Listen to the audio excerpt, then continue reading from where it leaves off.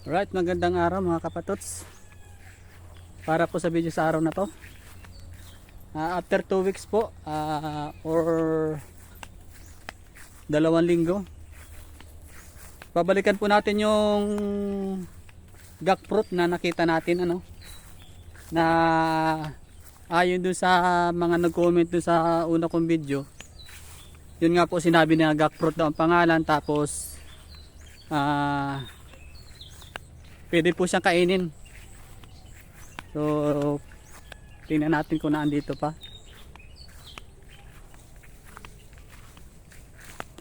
Ayan, malapit na po tayo.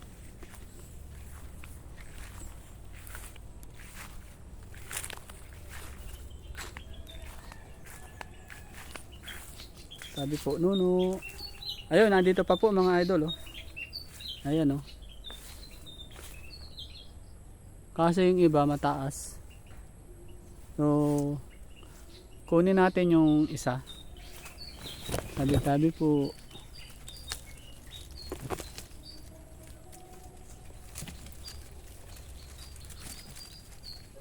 Ayan, nilalanggam siya mga idol. Aray, aray, aray. Aray. Aray. Oh, dahil langgam. Dapat pala may gunting. Saglit lang, kuha tayo ng gunting para madaling makuha. Ayan, balik po tayo. Babalik tayo din sa kan. Kukuha po tayo ng ng pampitas, kutsilyo or gunting.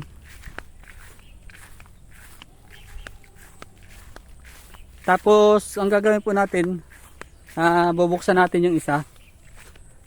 Titikman natin kung talagang pwede siyang kainin or kung anong lasa niya. Ayan mga idol, nakakuha na tayo ng kutsilyo. Balik ulit tayo sa pinanggalingan natin.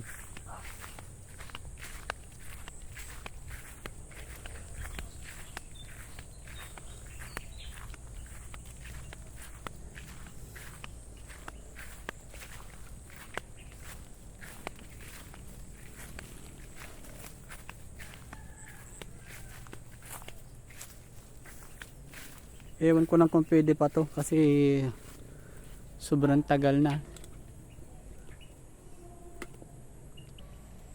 Ayan, kunin natin mga idol.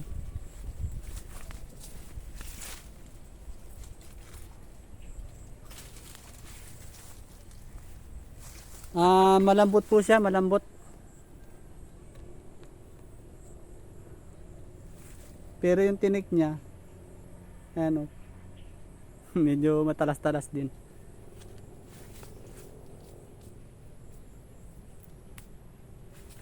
Ayan, pinakansayan nga po pala yata ng prutas na pwedeng kainin pag nilalanggam siya.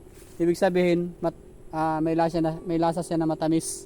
Ewan ko lang po kung yun po ang tama talagang explanation.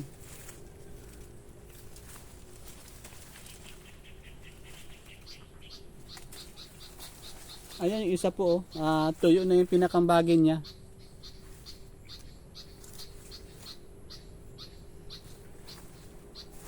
Pasukin natin yung isa. Yung pong nasa taas, hindi na po natin kukunin yun kasi hindi natin abot. Ayun, oh, yung isa na yun, nasa taas, oh.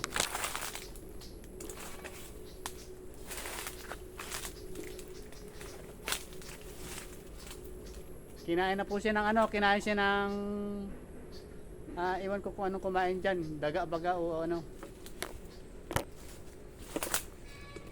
Hindi ko alam kung daga-baga o kabog ang kumain kasi may butas na siya.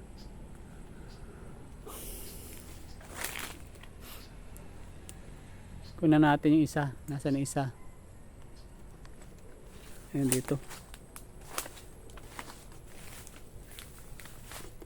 Maliit-liit itong isang ito.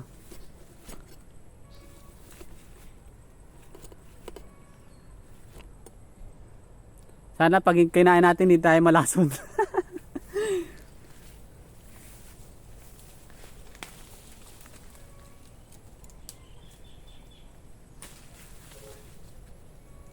Ayan, parang laruan siya ng yung malambot na rubber. Na may parang may tubig.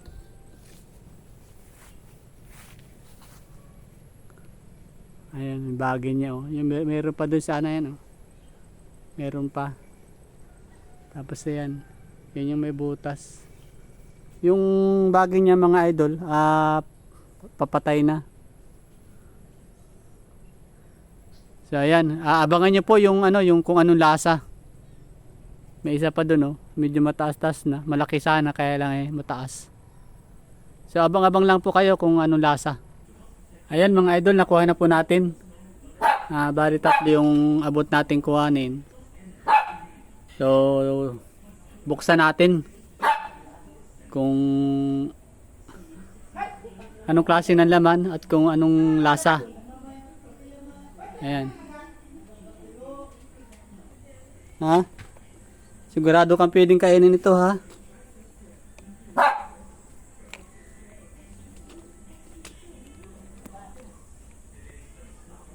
Ayan yung tatlo.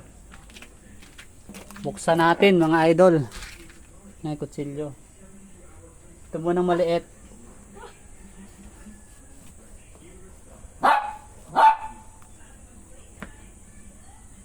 O yung bunga niya po mga idol oh. Yung amoy niya parang kuwan siya ng ano ng hindi ko makon yung amoy, hindi ko ma-explain. Tapos yung pinakalaman niya para siyang kuwan ng ampalaya, yung hinog na bunga ng ampalaya, yung pwede mo nang itanim. Sana nakikita nyo or against the light. Ayan oh. Parang hindi siya kaibig-ibig kainin mga idol. Pero titikman po natin ng kaunti. Wala tayo malason kasi hindi naman tayo pamilyar sa prutas na to.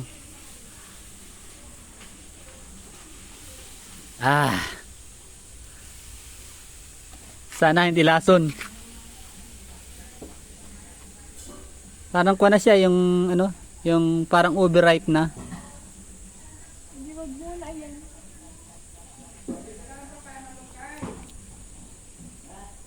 Ngam ngam ngam ngam ngam ngam ngam.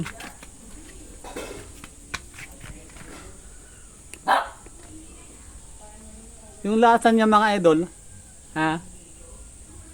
ano? Para sa bunga ng kakao, kaya lang lapad ang buto, tapos matabang siya. Wala naman siyang lasa.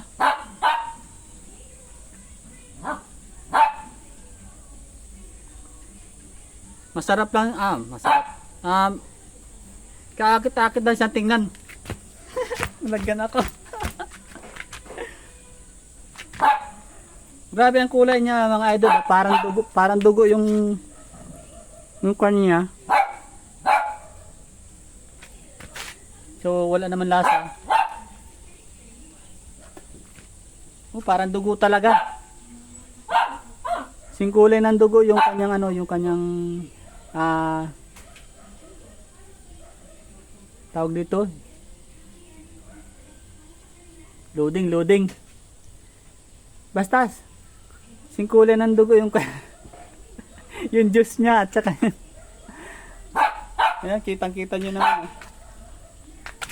So ayan, nakuha na po natin, natikman natin mga idol yung ano, yung jackfruit na wala naman siyang lasa. Ewan ko kung overripe na to kaya walang lasa o talagang wala talagang asin, walang lasa. So yung panlasa natin wala talaga asin, wala. Lasa siyang bunga ng yun nga ampalaya, tapos yun. Sobrang pula ng kanyang ano, katas, yun, katas. So yun lang po mga idol, maraming salamat po. Panatilihin na po natin ang pag-subscribe, pag-like po ano, para makatulong po kayo sa akin sa munting channel ko. Bye bye po.